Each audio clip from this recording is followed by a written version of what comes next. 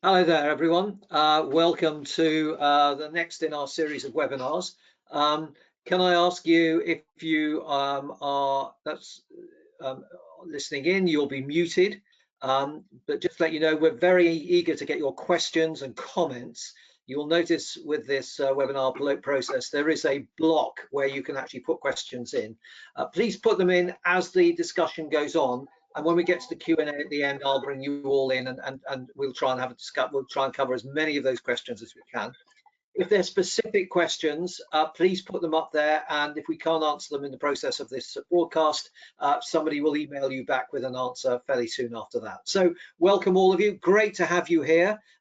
We're down for 3/4 of an hour, and this is very much focused on business owners and how you manage and lead in the process that we're going through at the moment with COVID-19.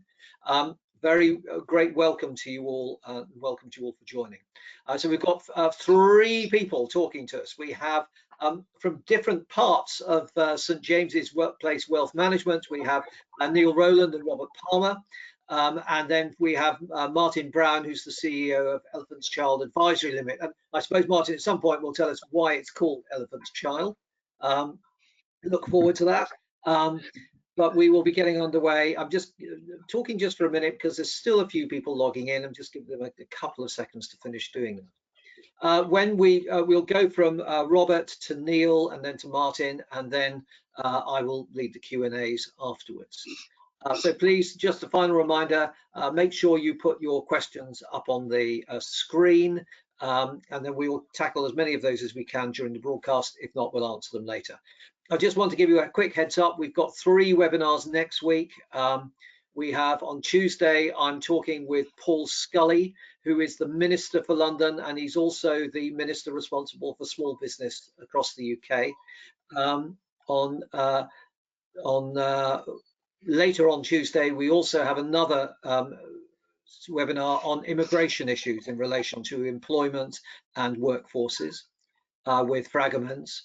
And then finally on Wednesday, we have another discussion on marketing in the crisis and how you should go about marketing. So I hope those 3 will be interesting. Very much hoping you're all going to be involved and join us for those events as well. So without further ado, we're now going to get underway, and I'm very pleased that we're joined by a trio of luminaries. And we're going to start with luminary number 1, who's Neil Rowland from St James's Place Wealth Management. Over to you, Neil. Actually, it's Robert Palmer. I'm going to mess up the timeline, but I'm sorry, Robert. Hang on. I'm looking at another screen and I misread it. So we're going to start with Robert from St James's Wealth Management. So Robert, over to you. My apologies. Thank you very much indeed. So good afternoon, everyone. My name's Robert Palmer, and I'm the principal of Palmer Wealth Management, which is a partner practice of St James's Place Wealth Management. I'm pleased to be joined by my fellow partner, Neil Rowland of Rowland Wealth Management Limited, and Martin Brown, CEO of Elephant's Child Advisory Limited. So like many of you, as well as being small business owners, Neil and I are both chamber members. I'm also proud to be one of the chamber membership ambassadors. So I've been dealing with the chamber for many years, and getting involved in a lot of the support programs they have for business owners. I'd like to start really by thanking you for taking the time to join the webinar. There are many webinars and opportunities out there to find out more about what's going on at the current time. So thank you for taking the time out to join today. And also thank you for the London Chamber of Commerce for hosting the event and the opportunity to share some thoughts and ideas with you on how to help navigate your business through these troubled and challenging times. I mean, these are indeed challenging, worrying times for us all, but by supporting one another either on a personal level or a business level, I think we stand a much better chance of emerging from this crisis period in the best possible shape. And we hope this webinar will give you some really good ideas to follow up on. Before I get into discussing about how we can focus on your business and help get that through the crisis, I think it's certainly worth mentioning that we need to take some time to focus on our own health and well-being. Having to adapt from home working is easier, or to home working is easier for some than others. And it's really important to have a good daily routine of work and exercise to make sure we're in good mental and physical shape for the challenges of looking after both our families and also, I guess, our businesses. So how can we help your business survive, stabilize and thrive through the current times? Well, prior to the onset of the coronavirus pandemic, Neil and myself had been working very closely with St James's Place to develop and promote the St James's Place Entrepreneur Club proposition, which, together with the support of the business advisory expertise provided by Elephant's Child, aims to help our business owner clients and contacts grow their business and join up their business and personal financial planning. So whilst the growth aspirations remain the goal for many, the current crisis has shifted the emphasis to that of business survival, perhaps more than business growth at this time. Therefore, we've adapted the Entrepreneur Club proposition to reflect this. And again, with the help of Martin and his colleagues at Elephant's Child, we've developed the business owner advisory service to help owners survive, stabilize and come out thriving from the current period. I hope this has helped give some context into sort of how we're trying to continue to help business owners by sharing ideas and best practice. And I'd like to hand over now to Neil so he can give you a bit of an outline of the backdrop to where we find ourselves today before introducing Martin to talk you through the business advisory service itself. So without further ado, over to you, Neil. Thank you, Robert. Good afternoon, everyone. My name is Neil Rowland, and like Robert, I am a partner with a separate practice with St James's Place Wealth Management. The impact of COVID-19 is enormous and unprecedented in living memory, and as a result of the threat to our health from the virus, we are currently in lockdown, as you are all aware. And this means we only leave our homes for shopping for basic necessities, one form of exercise a day, or any medical need to provide care or to help a vulnerable person, and then travelling to and from work, but only where it is absolutely necessary. World markets reacted dramatically, seeing steep falls, with the FTSE 100 closing at 5597 last night, falling as low as 4993 and compared to 7542 at the end of 2019. The Euronext 100 index was at 1144 at the end of 2019 and followed with a low of 733 and closed yesterday at 857. Yet to put this into perspective, even at its lowest ebb, the S&P 500 was still no lower than where it had been in 2018. The fall we've seen in the first quarter has only outdone the growth of 2 years out of an 11-year bull run. What made the fall particularly difficult was the speed in which it occurred. What does this mean then for all of the impact on all of our businesses and our communities? The government have introduced several measures to help businesses deal with the current situation. However, there is no magic solution. The British Chamber of Commerce has been actively tracking the impact of COVID-19 on businesses, and their most recent tracker report highlights that the majority of businesses responding to the survey have now furloughed a proportion of their workforce and are awaiting funds from the government's job retention scheme to enable them to pay staff. 66% of survey respondents have already furloughed staff in anticipation of the scheme going live.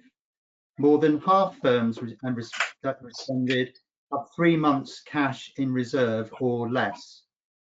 Only 2% of the firms surveyed had successfully accessed the coronavirus business interruption loan scheme. However, 9% of those were unsuccessful. And 15% of those surveyed are now receiving grants. The resulting impact for many businesses has meant they have sadly had to close due to the lockdown or reduce their activity. This has meant making difficult decisions regarding staff and their lives and futures. For many businesses, the impact is immediate, and that any long-term planning will very likely have taken a backseat in order to deal with the issues your business faces today. Robert and I are working with our business owners and entrepreneur clients to share ideas and provide mutual support.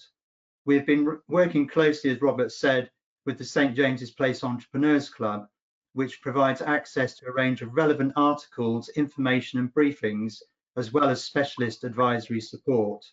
Today, we wanted to share with you some of our experiences and how working with Elephants Child Advisory Limited has enabled us to bring together a range of tools, skills and expertise that business owners can use to help them navigate their way through this period of extreme uncertainty. For example, the St James's Place Entrepreneur Club has produced a fact sheet with input from Elephants Child to look at some of the areas that you should be considering. You have access to this on the call, and Martin Brown, the CEO of Elephants Child, will be referring to this today. I would now like to hand over to Martin to discuss the help and support available. Very good, thank you, Neil, and good afternoon, everybody. I am now going to attempt to share a few slides with you. I hope everyone can see that okay. So first of all, to pick up Richard's point about our name, Elephants Child, and where it comes from. So it's from Rudyard Kipling's The Just So stories. One of the stories is about an elephant with a satiable curiosity. It's called The Elephant's Child. And there's a poem in there that talks about having 6 honest men, and they taught me all I know. And their names are who and what, why and how, and where and when. And those 6 wise men for us are prompts that we use every day to understand and make sense of complex situations, and hopefully offer our clients some solutions around that. So hopefully that explains our name. I'm going to show you a few slides briefly to pick up on the kind of support that we're delivering with Robert and Neil, and is available to all of you during this time of the pandemic and lockdown. Saw this diagram on LinkedIn, and it really resonated with me because it's a great place to start as a business leader, and that is starting with you and what do you want to be during COVID-19. And it thinks about a notion of fear, and then learning, and then growth, and potentially a continuum or progression of people's thoughts. And we then thought about, well, what about the influence that we have as business leaders and the potential that we have in our organizations and through our teams? And if you start to think about that emotional connection and the relational and trust and all of the mindfulness and well-being support that we can endeavor to engage with through our teams. And if you think about all of those ideas that a pandemic or a crisis like this really gets you to start thinking about and thinking on and working and ruminating and seeing whether you can take them through. And hopefully that will drive different behaviors and the right kind of behaviors to get us both through this pandemic and then beyond it. So when you start to apply this thinking then to a business, we have thought about really 3 phases, 3 fundamentals. First one is clearly, as a business, you need to survive. You need to steady the ship or stabilize. But importantly, you need to grow and you need to push on. And the importance of doing these 3 things together, I think, is really framing our support and our messages to you and our client bank as to the kind of things that you should be doing during this crisis. So to develop that a little bit further and to set some context, an initial assumption: markets rise over time. This was the market on Sunday. We've already seen some recovery happening here. This goes back to 1984, and it shows over time that markets will rise. And if you look at some of the graphs that St James's Place have, they'll go back to the earlier 20th century, and they'll show you that markets rise over time. Here was the last global financial crisis. Here's where we are today. So there's an assumption that markets will come back. It will come back. The second thing that we know, and our second assumption, is that there's definitely been a shock here. You can see the impact of COVID-19. And whilst the market is recovering, as Neil has said, it's pretty clear that the oil price shocks and the impact of pandemic have been significant and different and global and different and deeper than we've ever experienced before. So we understand that this is a serious time and a serious issue and a challenge to us all as business leaders. And the speculation right now is then, what does that recovery look like? What's the shape of the recovery? Are we in for a long and deep depression that has no stimulus at all? Or actually, is it more of a U-shaped recovery where some of this government stimulus that's coming through and our ability to leverage that as business owners starts to build us back? Could that be a sharper V-type recovery? Some of the speculation I saw yesterday thought about a W-type recovery. So we dip, we start to recover, then there's another lull, and then we go again. If you line up this context and you think about the notion of the market going into shock, the fact that markets do rise over time, we're just trying to understand what that recovery looks like. In my mind, it frames the way that you should be thinking as a leader. How do we survive? How do we stabilize? But how do we thrive and go forward? And importantly, in this market, our recommendation is to be doing all of these three things in parallel. Good businesses coming into this will be good businesses coming out of it, and therefore you need to think about the fundamentals of this, but also that ability to grow and prosper as we come out of the pandemic. So, the business advisory service that is available to you as chamber members starts with a complimentary video call. We're all getting very used to using platforms like GoTo today and Zoom and Teams and all of those great things. It's a free of charge call. It's a complimentary service. It's provided with the support of Robert and Neil. And a few things I'm going to just share with you today to share with you the kind of support that we're giving, and then hopefully give plenty of time if there are some specific questions and answers that come through that are relevant to you and your business. So the first thing we want to think about is twofold. One is what we call creating the space, and secondly, shifting the timeline. And what we're thinking about in terms of creating the space is, first of all, you as an individual. You know, Robert talked about this in his short presentation.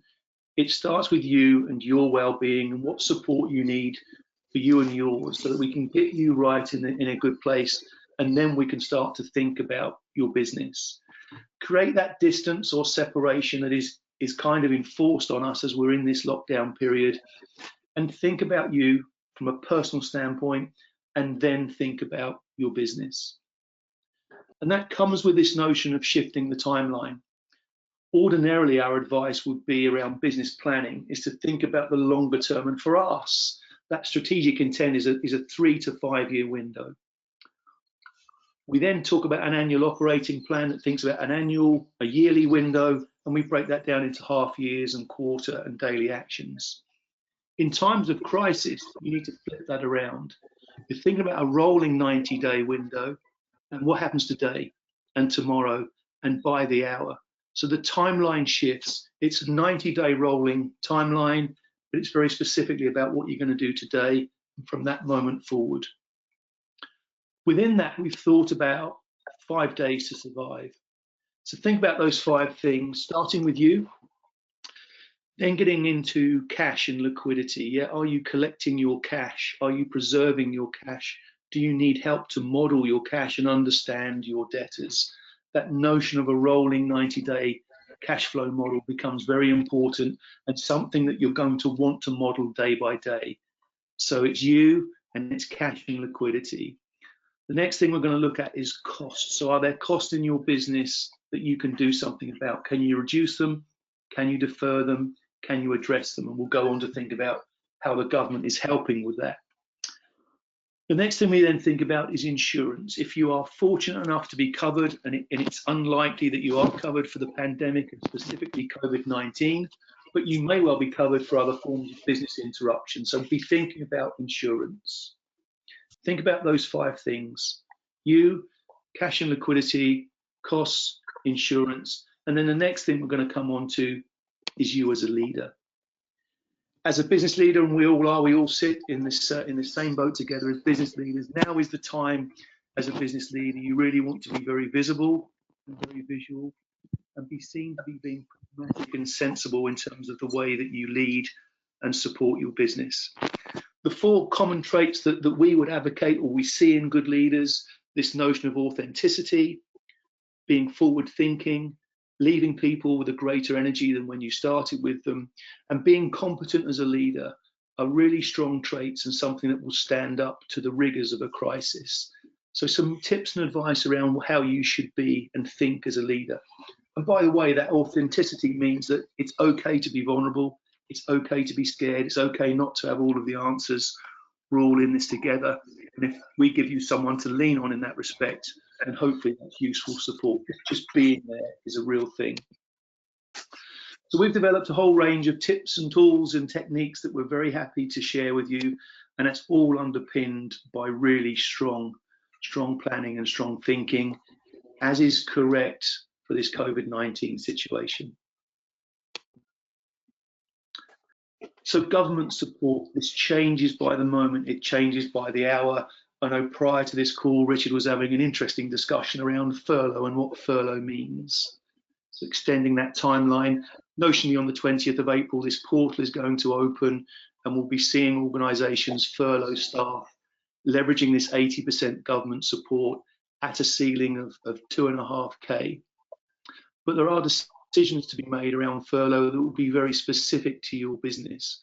So a couple of challenges that we're seeing there. One is the moral and ethical debate about should we be leveraging that government support. Yeah, does it fit with your brand values? Does it fit with your brand values? And a few calls to leverage in the last week, particularly around football clubs that chose to furlough staff, but they had a big backlash from their fan base, from their supporters, because they didn't feel that was really in line with what that football club stood for.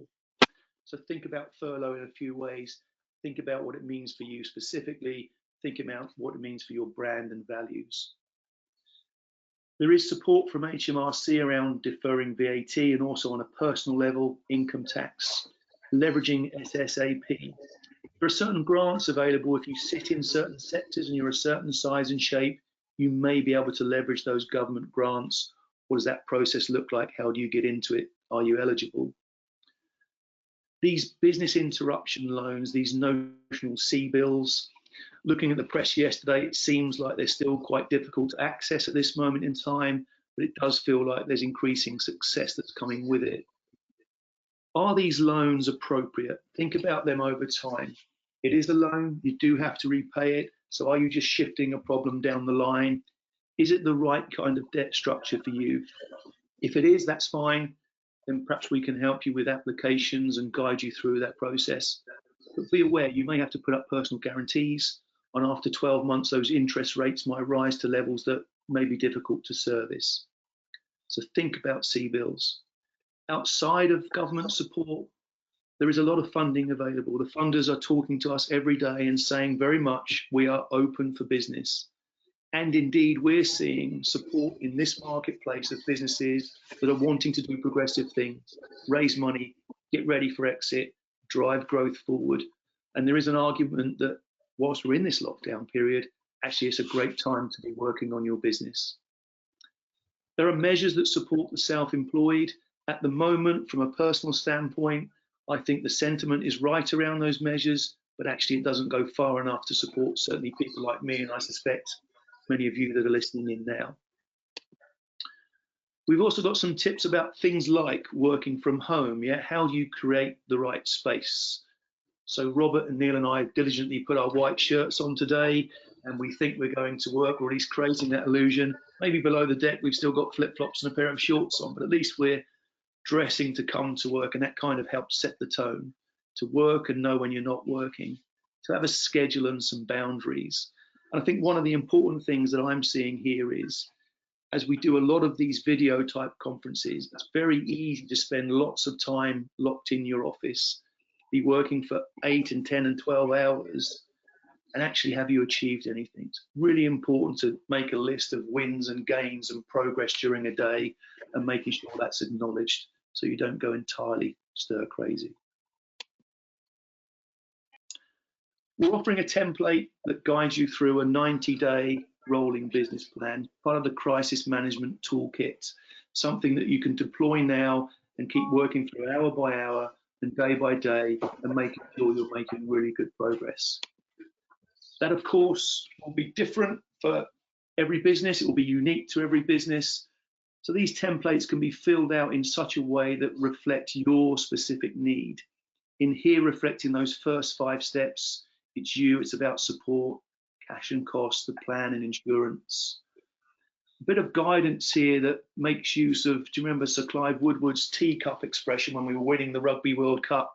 Our variation on that as a leader, thinking, communicating, understanding and planning and being very visual. very visible to your team. So we're very happy to share these templates with you and jump on a call with you to guide you through how you might apply those to your business. Another tool that you might find interesting is a risk register. And I say that with a certain irony because risk registers are probably about this interesting typically. But the great thing about using these kind of tools in crisis is actually it can take emotion out of a situation and get you into much more of a logical and structured mindset. Yeah, step you through a particular risk. What is that risk? Why is it important? What's the damaging outcome? Can we rate the likelihood? Can we rate the impact? We get a score and then we can rate the importance of that with a traffic light.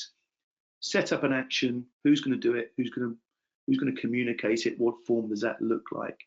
So a risk register is a really good tool to adopt, and a bit of facilitation and support around that may be very useful to you because that underpins the specific actions and the sequence of you taking those actions as a business owner.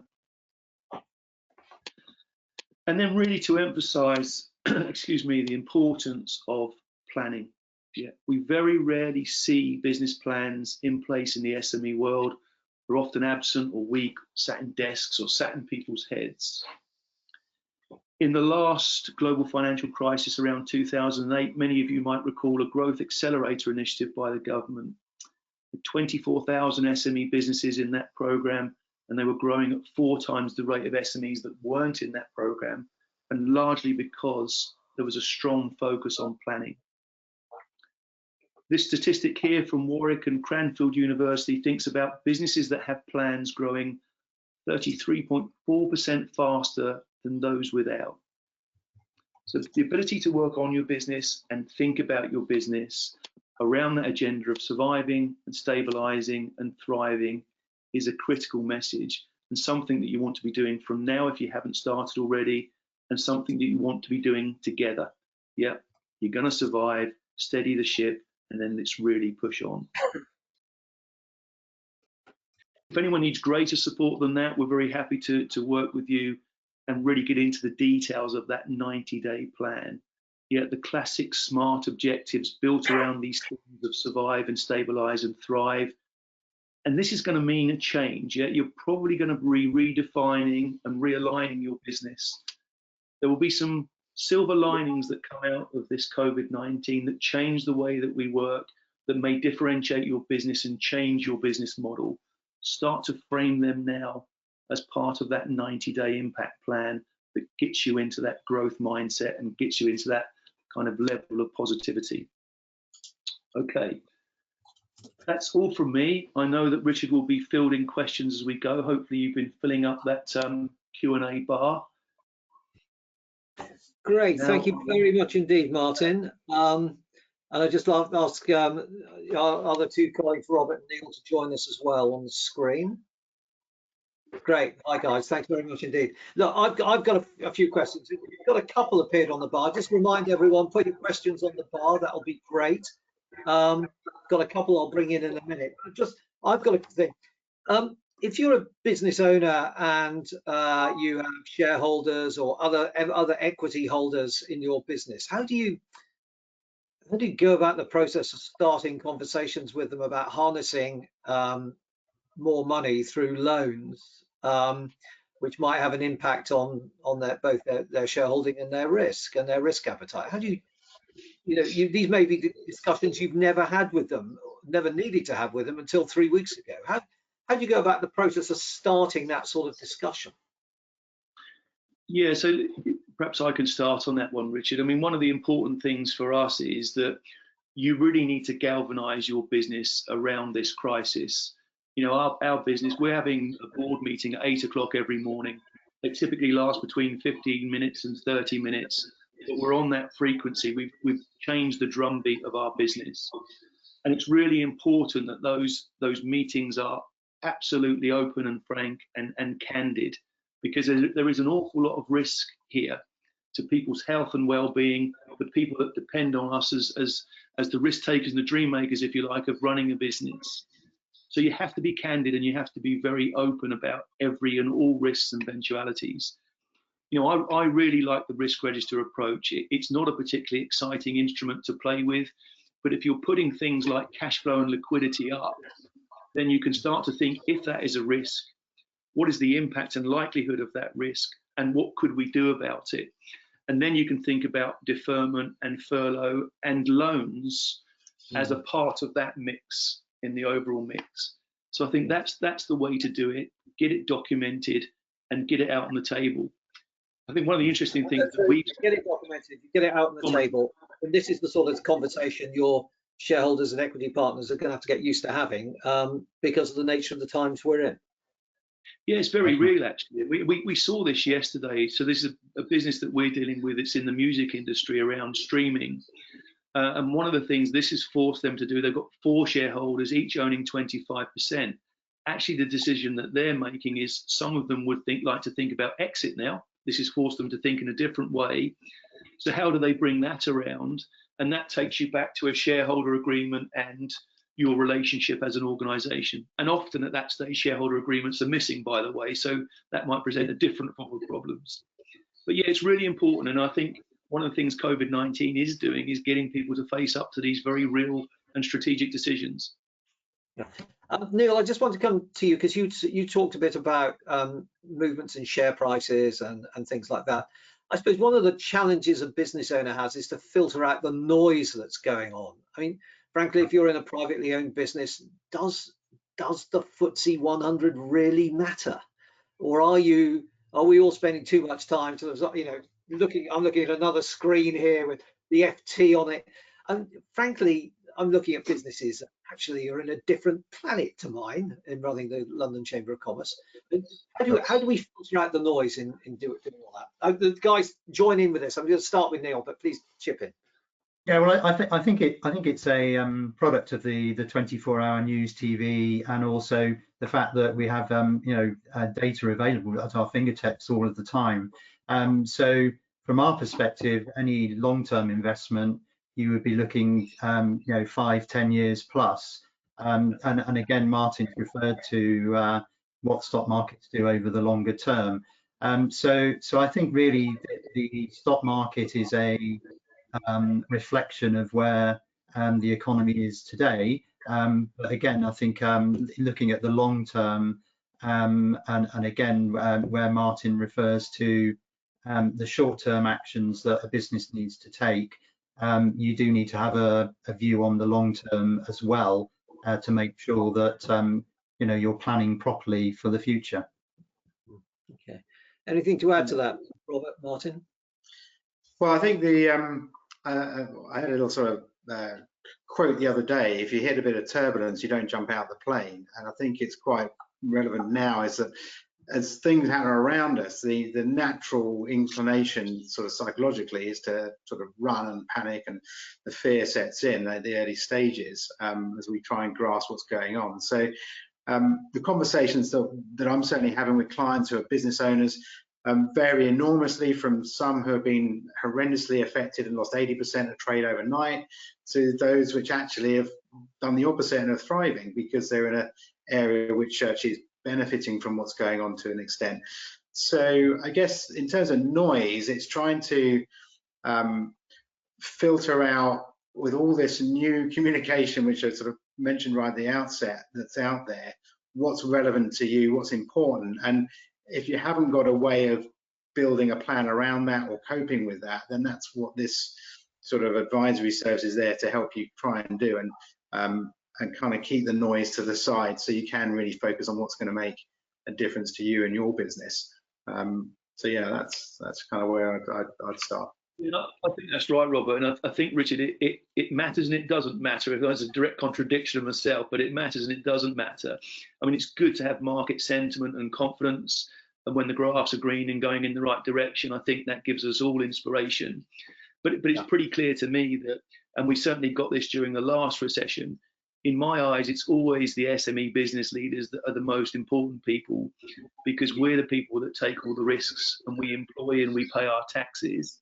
It was the small businesses like ours that got us through this last recession, and it'll be small businesses like ours that get us through this one. So it's nice to have the sentiment, it's nice to have the reference of FTSE, and of course that sets the overall market context and things like valuation. But actually, I think our attitude is a lot more important than those matrix. Yeah, so it's an expression of sentiment, but it's still filtering out a lot of noise as well and not becoming obsessed by it.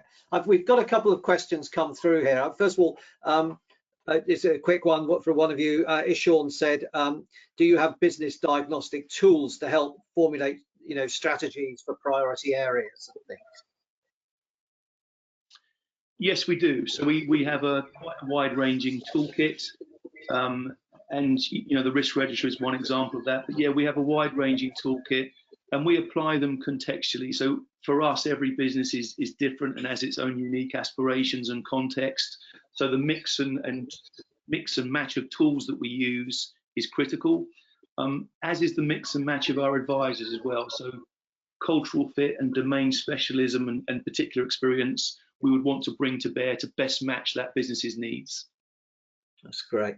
Another question here from Athang says, picking up some very helpful insights. Wondering what parameters were analysed for a COVID-19 world. Who wants to take that one on? What are the key parameters we should use in planning and analysing for the world at the end of all this? The parameters in the context of framing how you put your plan together, or I'm not quite sure. So, yeah, so I suppose that's what he means is, yeah. So what sort of things, what sort of indicators are useful in helping to analyse and plan for that world? Yeah, I think from a business standpoint, and going back to what I was saying in the presentation here, it's really about shifting that timeline and becoming very specific about what you're going to do this hour and this day and what it means for tomorrow. And there's a constant kind of plan, do, check, act mentality that goes around that. I mean, critical measures on a global scale, we're all looking at the news. We're probably overloaded by the news, as Neil was saying. So on a global scale, I think it's important not to get lost in the noise and negativity. I don't think some of the journalism is helping us because it doesn't really give us the right context to consider the information that's coming back to us. But I think the shape and that notion of slowing the curve and ultimately time to develop a cure and an antidote going forward, which we're told is about 18 months away. So keeping an eye on that, and then within that, starting with you, being very specific, what am I doing the next hour, the next day? And that notion of a rolling 90-day agenda is absolutely critical. Right. Yeah. I think if I can just add, Richard, to that as well. In terms of parameters, I think that the way we look at this, and one of the reasons behind setting up the Entrepreneur Club at the outset was that business owners are very good or better at perhaps focusing on their business than their personal situation. And what we're trying to frame here with parameters is that as your business is affected and changes through these sorts of events, you need to make sure you join up that impact with your personal planning as well. So it's really trying to have a kind of focus on the business, stabilizing it and getting it through and growing it again. But also, what does that mean if you bring it back round to the reason you've got a business in the first place, which is there to create wealth, to look after yourself, your loved one, and your family. So it's trying to keep a line of sight around what's important and what's impacting the business, and how does that then ultimately change what you do personally as well. So joining the two together, I think, is a key thing to keep an eye on as well. Right. Yeah. Got Neil, do you want to add something to that, or? I was just going to say, I think also what Robert and I and Martin are all experiencing is how you can adapt to these circumstances as well. So can you use technology more? Are there other markets that become available to you? So we've had to move our business solely into technology side, which was very much previously a very much face-to-face based business. So that's been a big thing for us, and we're adapting all the time. Right. I've got another question here. I mean, I'll answer this one coming up because it's from Angela, and she said she runs a private members club which relies on monthly renewals of membership. Do you think it's inappropriate or insensitive to send out renewals and reminders? Well, just tell you how we're approaching it at LCI, which of course is an annual membership. I'm just being very upfront with our members. I'm making sure they all get letters in advance of if their membership's due. They get a letter in advance. We're not just taking their money from direct debit. We are, sending out a letter signed by me. But the other thing is I'm making it clear that two things. One is we do need their membership money to keep going. If we don't have their membership money, we will fold. But equally, I'm saying to members, if you have a particular problem, then ring your account manager in LCCI and we'll have a discussion about it to see, because we don't want to lose you in that process. And we're finding that the vast majority of people saying, look, it's a bit of a struggle, but we want to stay with you. And part of that, I think, is just being upfront. I think the thing not to do is just stick out the renewals without acknowledging the situation. But equally, don't just turn around and say, well, it's hard for everyone. My sacrifice will be I won't have any revenue for my business, because I presume there's only one way that business is going to go in those circumstances. What would you? Am I doing the right? Am I giving the right advice here, chaps? Yeah, I think so. I mean, there's a hugely strong evidence, and I think the notion of communication is the key, isn't it? So communicate well, communicate openly and honestly, and as best you can. I think frequency is important, because I think you do need to increase the frequency, but at the same time you need to balance that without overloading people too much. But I think, yeah, you have to put a clear position to your members and say, this is why we are asking for your membership, and these are the implications if you can't go forward. But as you were saying, Richard, there will always be exceptions, and you want to be seen to be addressing and supporting your clients in the best way. Yeah. Okay. Great. Okay. So we've basically running out of time now. So there's a couple of questions appearing, but I'm going to leave my colleagues to answer them, because they're the sort of things that actually it's about information, particularly about us. Any final words from the three of you? I mean, one thing I just wanted to ask is about, because you've mentioned it, is looking after yourself, remembering why you set the business up in the first place. One of the things that strikes me, that worries me actually, is about owners of businesses getting very lonely at times like this. They're having to make difficult decisions. They possibly can't have the sort of chats that you have with your colleagues and staff when things are going well, because you sort of feel it's your responsibility to handle this. They're expecting you to do that. And my advice to people is just find a friend. I mean, even if you remember the chamber, you can always ring me. I'll have a chat with somebody. There's a problem shared, it's a problem halved. I mean, it's as simple as that adage. I think so, yeah. Support is everything, isn't it? I mean, the whole rationale behind what we're saying today starts with support. The ability for us all to get better use of this technology and more understanding of the benefits of it, I think is a great outcome. Yes, support, you need to be there. And I think, one of the reasons that we're offering this kind of support is actually just the ability to be there and to listen is significant. Yeah. I think speaking to people is really important, and I've actually had many of my clients mention things that they're doing, and I've been able to suggest those as a solution to other clients. So I think the more people that you reach out to, the more ideas and opportunities will be created.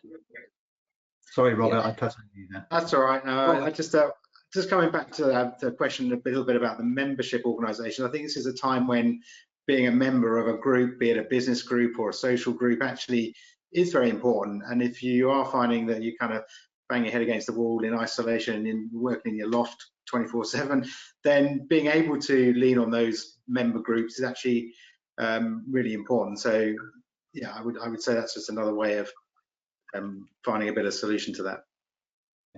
Yeah. Okay. Well, I think that's about it now. We've reached our time. Thank you, Neil, Robert, Martin. Thank you very much indeed for that. Just to remind everyone that there are 2 handouts associated with, so you can get those. You can obviously talk directly to Martin, Robert, and Neil through email, and we are providing you the contact details for them. Take advantage of what they're offering you as members of the London Chamber. A final reminder of our 3 seminars next week, our 3 webinars next week. On Tuesday, Paul Scully, the Minister for London and also the Minister for Small Enterprise, will be talking to me primarily about London issues, but we'll talk about a few national things, but I want to try and give it a very strong London context. Then later on Tuesday, we have a seminar on immigration issues in relation to employment at the moment. And then on Wednesday, a webinar on marketing in a time of crisis. So thank you all very much indeed for joining us today. Thank you again indeed to Neil, Robert and Martin for leading to a very interesting discussion and creating a very interesting, and I have to say, optimistic view of where we should all go. So thank you very much indeed, chaps, and thank you all for listening and watching. Goodbye. Right. Bye.